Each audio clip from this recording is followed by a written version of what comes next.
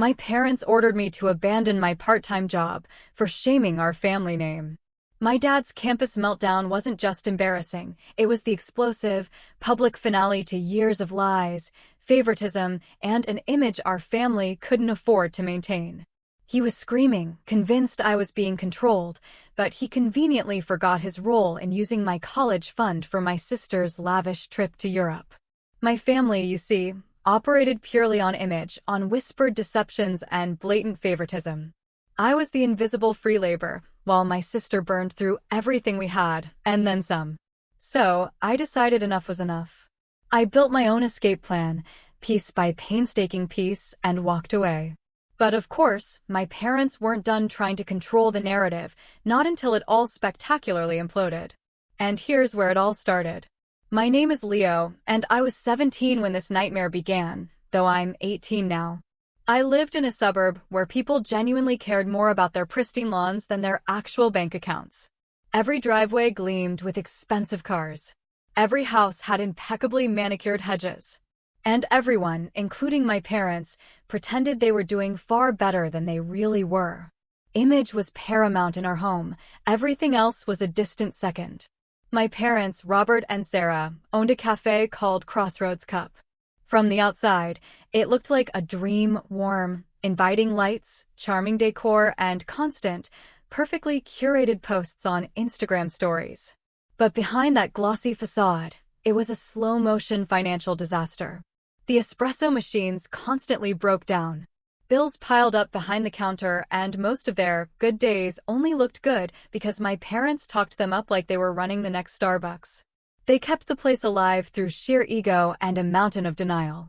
I have an older sister, Chloe, who they treated like the family's personal billboard. She was the brand. Sorority girl, designer clothes, picturesque study abroad photos, the whole polished lifestyle. If she overspent, they'd just shrug it off, calling it her building her future. They paraded her around like living proof that we were still thriving, even when we clearly weren't. Then there was me. I was the one expected to quietly keep the gears turning. I used to call myself the invisible asset because that's precisely how it felt. I wasn't the favorite, not the one they bragged about, never the child they placed bets on. I was simply meant to shut up, show up, and make their lives easier. I did all the thankless, behind-the-scenes work nobody wanted to admit was necessary, especially at Crossroads Cup. What customers didn't know was that I closed the cafe most nights for free. I was sweeping floors, wiping tables, restocking fridges, and finishing inventory because my parents refused to hire actual staff they'd have to pay. They'd call it helping the family business, but it was just unpaid labor wrapped in a flimsy cloak of loyalty. If I didn't show up, the cafe would simply fall apart. Simple as that. Both sets of grandparents had tried to help us a few times, not dramatically, just offering advice, covering a bill here or there, even recommending someone who could fix equipment cheaply. But every single time, Robert would shut it down instantly. He treated help as a personal attack, saying things like, "We're not a charity case," or "We can handle our own business." Meanwhile, Sarah would pretend to agree, but she could never quite look anyone in the eye when she said it. My grandparents saw the cracks. They'd pulled me aside more than once, asking if everything was okay, if I needed anything. I always told them I was fine. At that point, I still felt like admitting anything would make everything immeasurably worse. Robert had this unwavering rule. You don't talk about money. You don't talk about problems. And you absolutely do not bring them outside the house. But even with all the pretending, the truth wasn't hidden that deeply. The house was a constant tension wire. The cafe felt like a sinking ship. And Chloe was still living her meticulously polished college lifestyle, as if she were the princess of a brand new franchise. I'm not someone who panics easily, but I'm not blind either. I could see that our family's confidence was just pure performance. Nothing felt solid. Everything depended on that fragile pretense. And the older I got, the more I started realizing I couldn't rely on it. I didn't hate my parents, but I simply couldn't trust the version of reality they were selling. And once that clicked, I knew I needed options that didn't depend on Robert and Sarah magically figuring out their finances or suddenly becoming responsible overnight. By the time this particular chapter of my life was closing, I had already started thinking about backup plans. Secretly. Quietly. Because someone in the family had to think about the future without pretending, and that someone sure wasn't going to be Robert, Sarah, or the brand that was Chloe. I didn't get a job because I hated my parents or because I wanted to rebel. I got a job because I could see what was coming. Crossroads' cup wasn't growing. Chloe's spending wasn't slowing down. And Robert acted like admitting financial stress would literally kill him. I knew if I didn't prepare myself, no one else would. So, I decided to build my own safety net, quietly. During the day, I was just another high school student. Homework, group projects, practice, normal stuff. But once school ended, I changed hats. Some nights, I went straight to the bowling alley where I picked up a part-time job cleaning lanes and wiping down tables. Other nights, I'd get a text from Robert at 3 o'clock in the afternoon that said something like, "Be at the cafe by 8. We need to look busy for the dinner crowd." Which meant I'd be working the closing shift for free again. I learned pretty fast that my life had to run on 2 tracks if I wanted any chance at a future.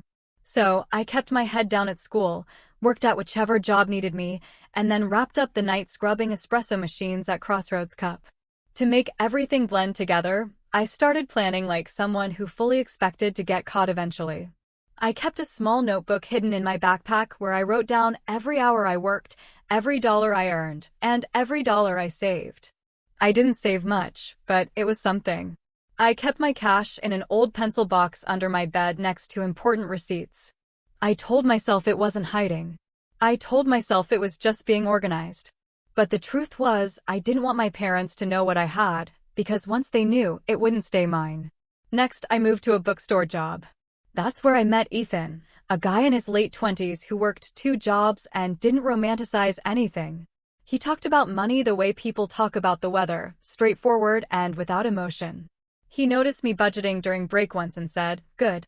Start early. Families get weird about money." I shrugged, pretending not to understand. He gave me a knowing look and said, "I've seen a lot of kids think their parents will take care of everything. They don't. Get your own paperwork in order. Save what you can and don't tell anyone how much you've saved. That's how you stay safe." The advice stuck. Ethan wasn't dramatic. He was practical. He made me realize how fast things can turn when people feel like they're losing control. So, I kept saving quietly and working quietly. I thought staying under the radar would be enough. It wasn't. The betrayal came from a neighbor named Mrs. Jenkins.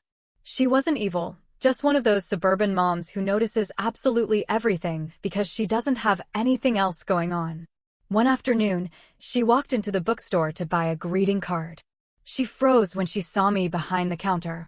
I smiled awkwardly and said, "Hey." She smiled back like she'd just found a coupon she wasn't supposed to have. Mrs. Jenkins didn't just know me, she was one of Crossroads Cup's regulars. The kind who called my mom sweetie and asked about the family like she was part of it. In our neighborhood, a kid working retail didn't mean responsible. It meant something was wrong at home.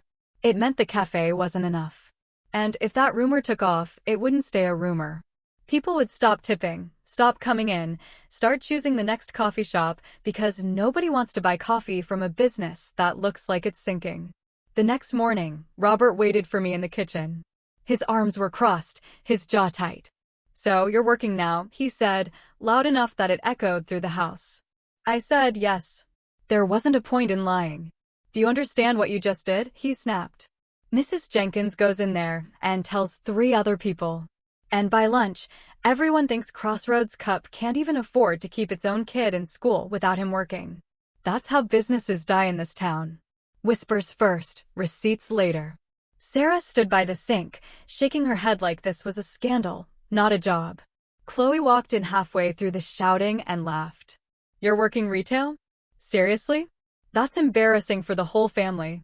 The anger wasn't about safety or rules. It was about optics. Robert paced the room like he was performing the outrage for an audience. "People will think we can't provide for you," he fumed. "Do you want rumors about our finances?" I didn't respond because anything I said would have just made it worse. That night, the yelling turned into a negotiation that wasn't really a negotiation. Robert said, "Quit the job and I'll take care of your tuition. All of it. You focus on school. I'll handle the money." He said it with full confidence, like quitting would magically fix everything. Sarah nodded as if this was a generous offer.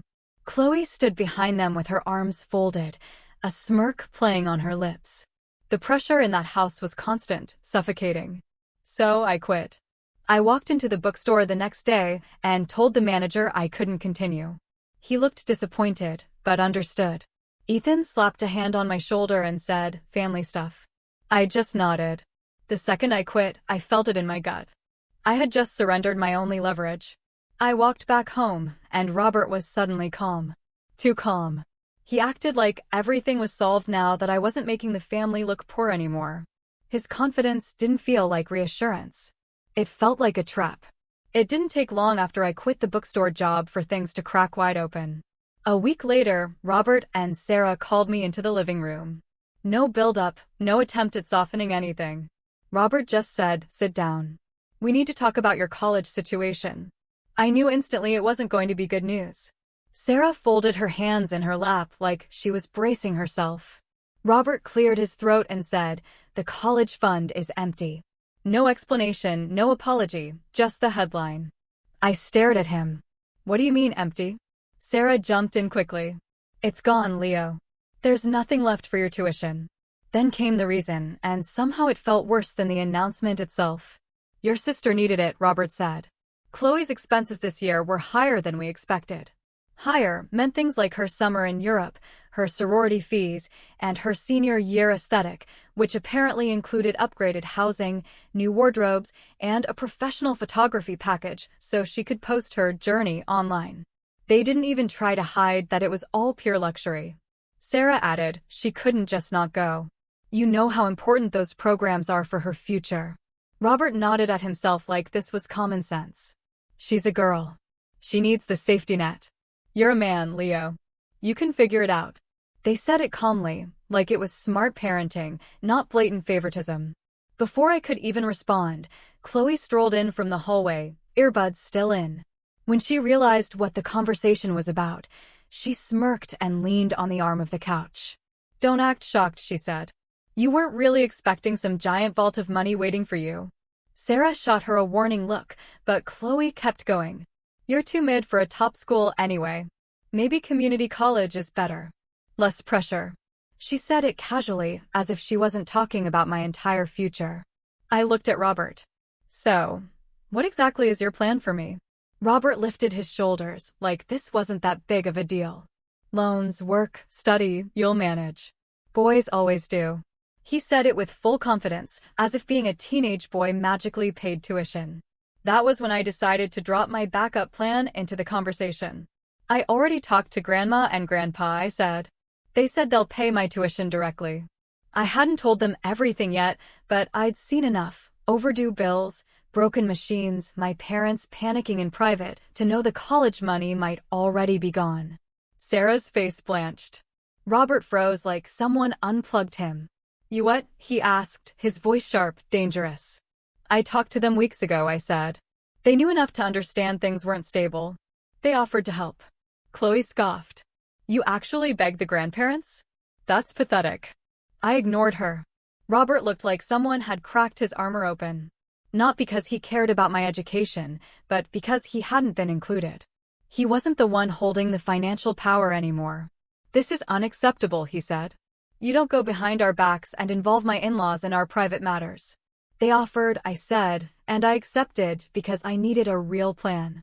My mom whispered, "Leo, you should have come to us first." "I did," I said, my voice rising slightly. "You promised you'd take care of it, and then you told me the money was gone." That was when Robert's ego truly snapped. "You're extorting them," he shouted, "manipulating them with some sob story so they'll pay for you. You're making us look incompetent." He stood up and pointed at me like I was some direct threat to the family brand. "You embarrassed us with that job, and now you're embarrassing us with this." I didn't say anything this time. There was nothing to say. It wasn't about the job, the money, the college fund, or even college. It was about Robert losing control. By that evening, the smear campaign had already started. Robert called his brother, then his cousins, then his mother. I heard snippets through the wall. "He went behind our backs. He's twisting Sarah's parents around his finger. He's turning into a problem. And by the next morning, extended family members were texting me things like, "You shouldn't pressure your grandparents," and "Your parents are doing their best." None of them knew the real story. They only knew Robert's carefully crafted version. Sarah didn't correct any of them. She walked around the house stiff and quiet, scared of what people would say if they learned the truth. She followed Robert's narrative because it was easier to maintain the image than admit they had failed me. Chloe enjoyed every second of it. She walked past my room with a smug grin, like she had won some competition I didn't even know we were in. That was the moment I realized this wasn't a disagreement anymore. It wasn't even about tuition. It was a coordinated effort to control the story, isolate me, and make me look like the one tearing the family apart. After the college fund blowout, the house changed overnight. It wasn't just tense. It became a place where every small action felt monitored, restricted, or punished. The silence wasn't passive. It was a tactic. The first shift was subtle. Sarah stopped asking if I'd eaten. Then she stopped cooking enough food for everyone. There'd be dinner for 3, Robert, Sarah, and Chloe, and I'd be left to figure something out. If I tried to make myself something, Robert would step into the kitchen and say, "Don't touch that. It's for tomorrow." No discussion, just rules appearing out of nowhere. Then the internet vanished. Not a glitch. Blocked. My devices couldn't connect, but everyone else's worked fine. When I asked about it, Chloe shrugged. "Dad said you don't need distractions. Focus on your responsibilities." The responsibilities part stung. I didn't have any left in their eyes, except to fall back in line. Small punishments stacked up every single day. Laundry accidentally not washed. My room's door taken off its hinges for airflow. My phone charger missing. Sarah acting like she didn't know where anything went. None of it was accidental. None of it felt random. Chloe made everything worse. She wasn't hiding her involvement anymore. She followed me around the house, quietly watching. If I stepped outside to call someone, she'd report it to Robert. If I texted a friend, she'd walk by slowly and glance at the screen. If I shut my door, she'd stand in the hall and say, "What are you hiding?" She became Robert's personal informant. I heard her once through the wall saying, "He left the house at 3. He's talking to someone. I think it's Grandma." She said it like she was giving a progress report. Robert used her updates to build a narrative that I was becoming out of control. He'd say things like, "You're acting unpredictable, Leo. Don't make this harder." Meanwhile, he was the one tightening every screw he could find. The turning point was when David, Robert's brother, showed up unexpectedly one afternoon. He asked me to walk with him to the driveway. He didn't bother pretending this was a friendly visit. "Look," he said quietly. "He's done this before." I didn't know what he meant. David sighed. "Robert, when our parents tried to help us, he turned it into a power game. He made everything about control. He pushed them away, then blamed them for not supporting him. Now he's doing it to you." It was the first time anyone in the family spoke plainly. "He needs someone under him," David continued. "He always has. When he feels that slipping, he gets vindictive. You need to protect yourself." Before I could respond, David handed me a small folder. "These are the things you need to secure now. Don't wait." Inside were lists: social security card, birth certificate, passport, banking documents, anything tied to my identity or my future. "If he holds these," David said, "he owns your choices. Get them somewhere safe." I nodded. It wasn't dramatic advice. It was practical. I understood that. Over the next few days, I worked quietly.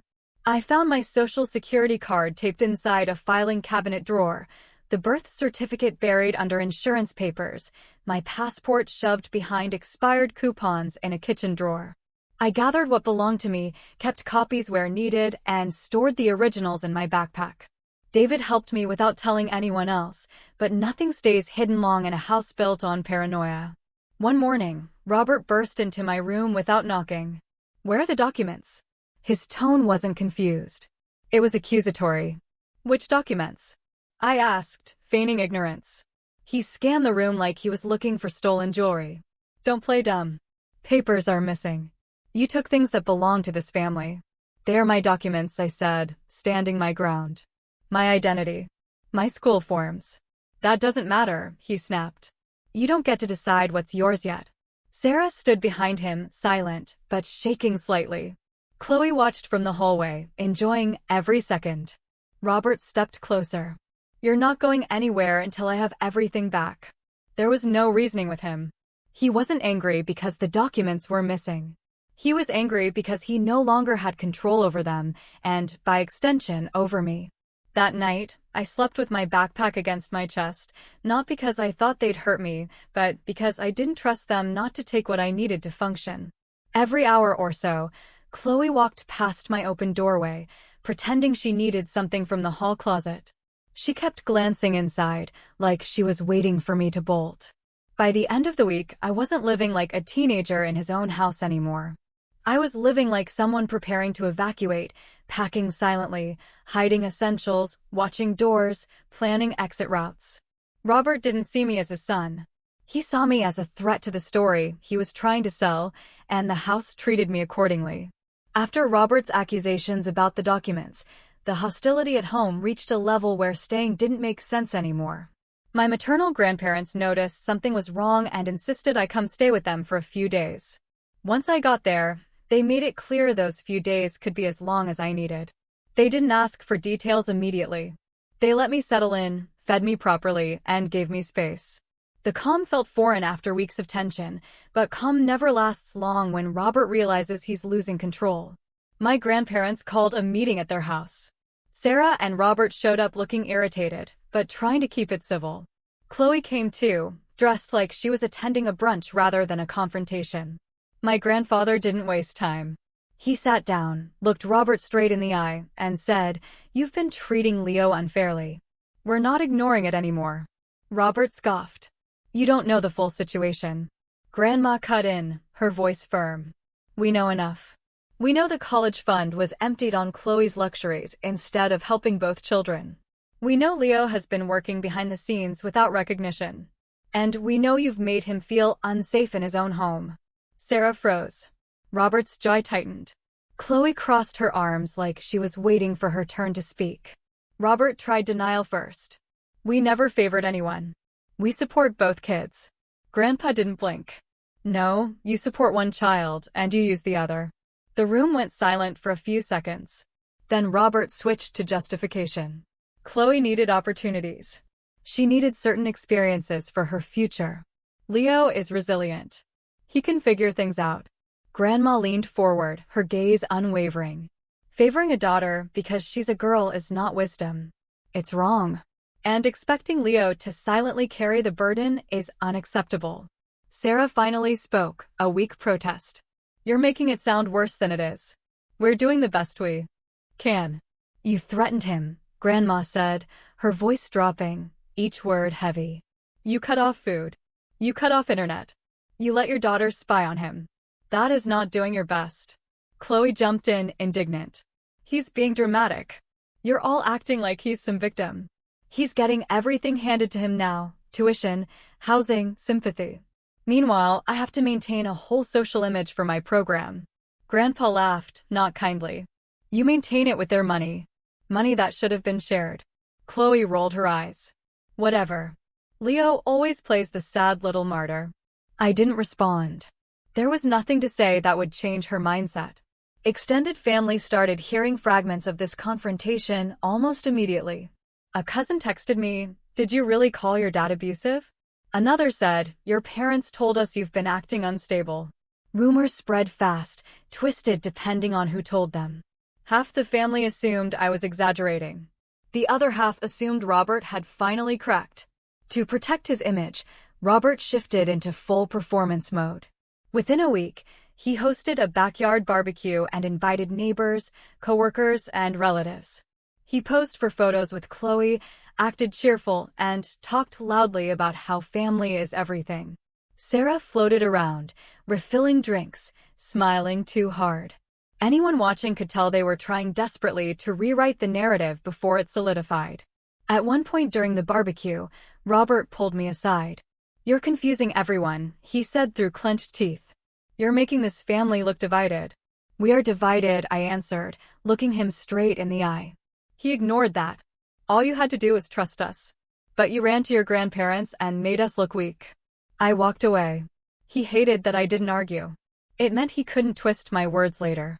A few days after the event, Robert and Sarah came to my grandparents' house for another talk. This one wasn't a confrontation. It was a proposition. Robert started with a calm tone, which always meant trouble. "We're willing to help with your tuition," he said. "But there are conditions." Sarah nodded along, a rehearsed gesture. "You'll publicly clarify," Robert continued, "that the grandparents were never paying your tuition, that it was a misunderstanding. You'll thank us for our support, and you'll tell anyone who asks that everything's fine now." I stared at him. "You want me to lie?" "We want you to correct the narrative," Sarah said quickly, almost desperately. Robert added, "You want to go to college, don't you? This is the cleanest way." I shook my head immediately. "No, I'm not doing that." Robert's expression hardened, dangerously so. "Why not?" "Because you're not offering help," I said. "You're offering a cover-up." He stepped closer, his voice low. "You realize what you're throwing away?" "I already have tuition covered," I said. "You don't have anything to offer." For a moment, the room went dead still. Sarah looked embarrassed, mortified. Chloe looked furious. Robert looked dangerous. "You think you've won because your grandparents stepped in?" He said quietly, menace in every syllable. "You think this is over?" Grandpa stood up then, but Robert raised a hand. "No, I want him to hear this." He leaned in just enough so only I could hear the next part. "I'm not done." He said it without shouting, without theatrics, just cold, absolute certainty. That was the exact moment I understood something clearly. He wasn't trying to fix anything. He was preparing for the next attack, and he didn't care who he had to drag down with him.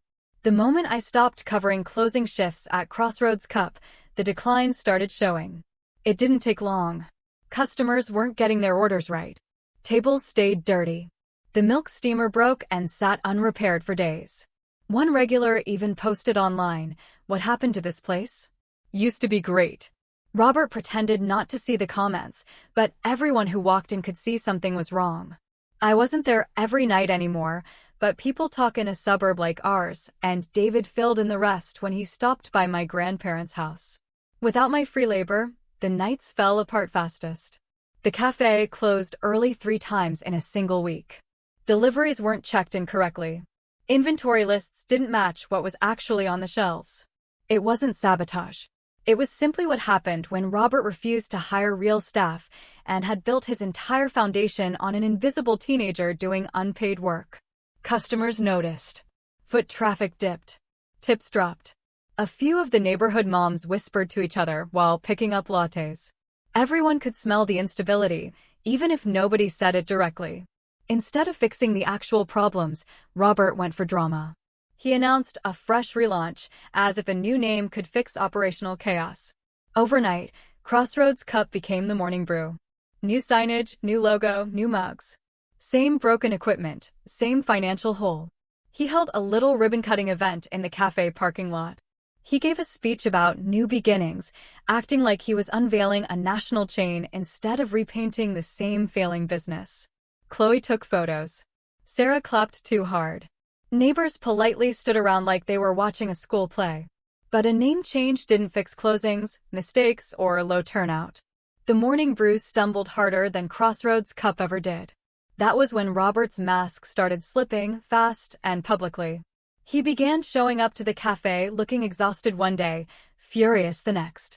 He yelled at baristas for messing up orders he hadn't trained them to make. He blamed suppliers for delays, customers for being too picky, and employees for not being committed. He never blamed himself. Then the drinking started. Quiet at first, then noticeable. His eyes were red during afternoon hours. His voice got louder during dinner time. He paced more, snapped more, and repeated the same lines like a man rehearsing excuses for a fallout he could feel coming. At home, things were worse. Sarah tried to keep the image together, but the cracks showed. One morning, I walked into my grandparents' kitchen and heard Sarah arguing with my grandmother about money. Low at first, then breaking into tears. She claimed she didn't need help, then broke down crying. She kept insisting, "It wasn't supposed to be like this. We just need time." My grandmother didn't argue back. She just looked tired. Within a week, Sarah started pawning her jewelry. First, a bracelet, then some earrings, then a necklace Robert gave her years ago. She tried to hide it by spacing things out, but any adult in the family could see what was happening. Jewelry boxes don't empty themselves. I heard her telling my grandfather, we just needed enough to cover rent at the cafe, and maybe one loan payment, just temporary. She said temporary like it meant something. The cafe had been sinking for years. When Robert found out, he didn't react like a spouse worried about bills. He reacted like a man losing a prop that helped his story. He snapped at Sarah, saying, "How are you supposed to show up to events without anything decent to wear?" He didn't care that she sold those pieces to stop the cafe from collapsing. He cared that she wouldn't look right.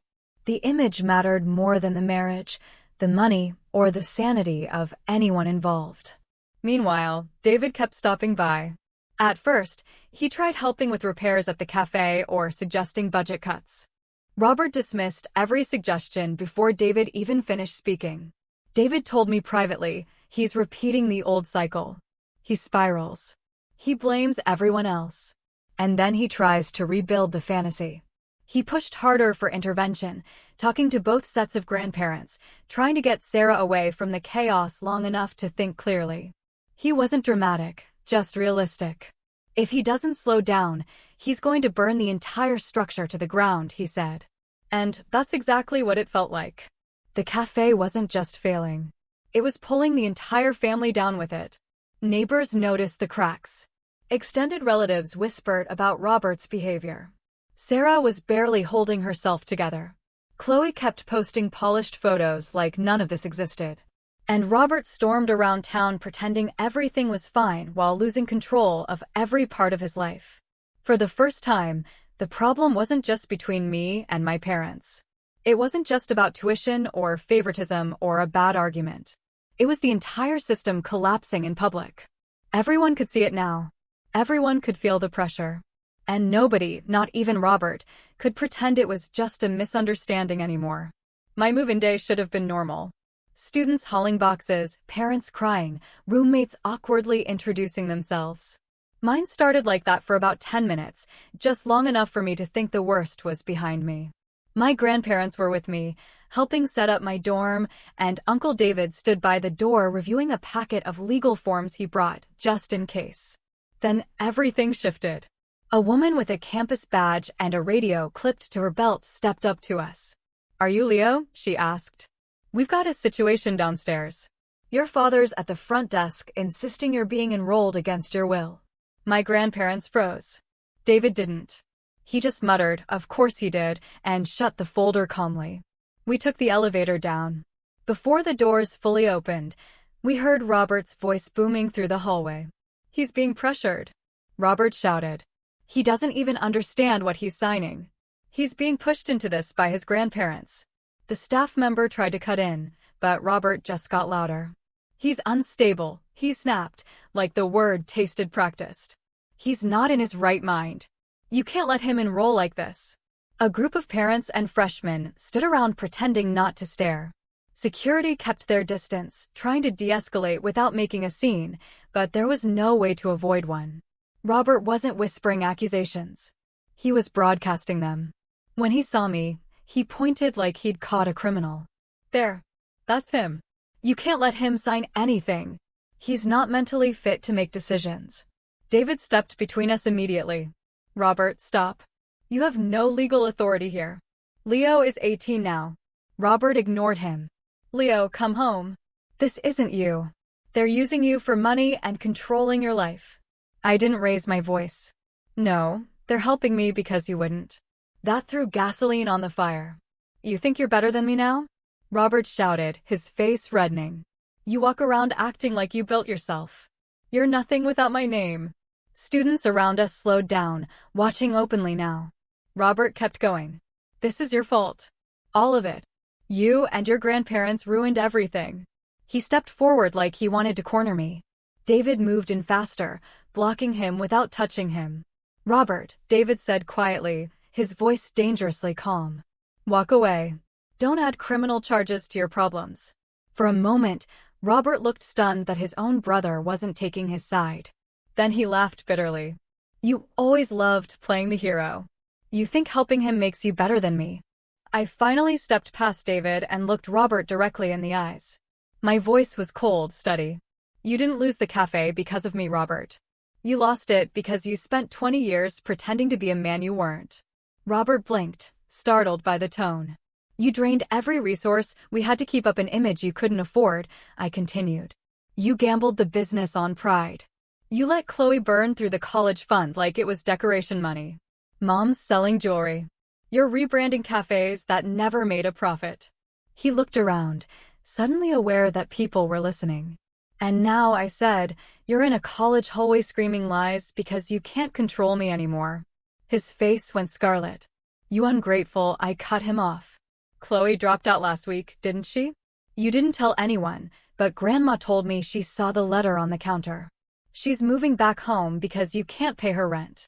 And Mom, I said, my voice heavy with the truth, she's broke because she carried every bill you pretended didn't exist.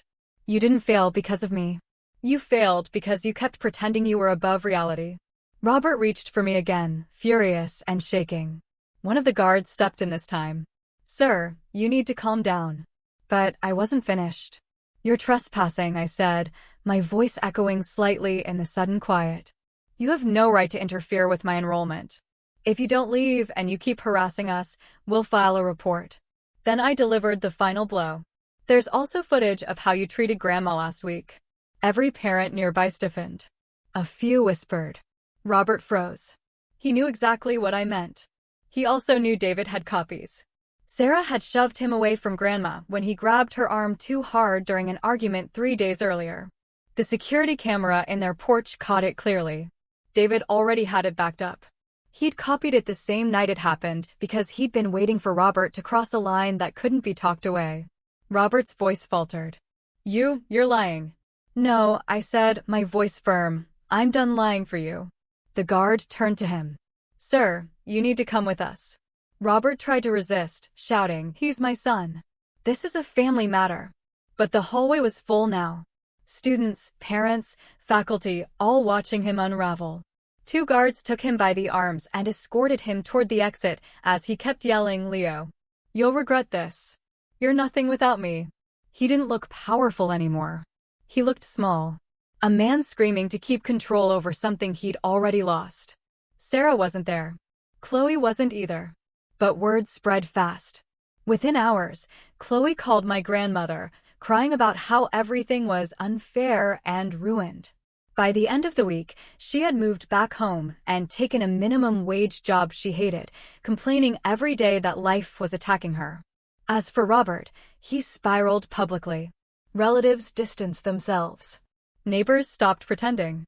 The smear campaign collapsed when people realized the screaming man at the enrollment desk wasn't a victim.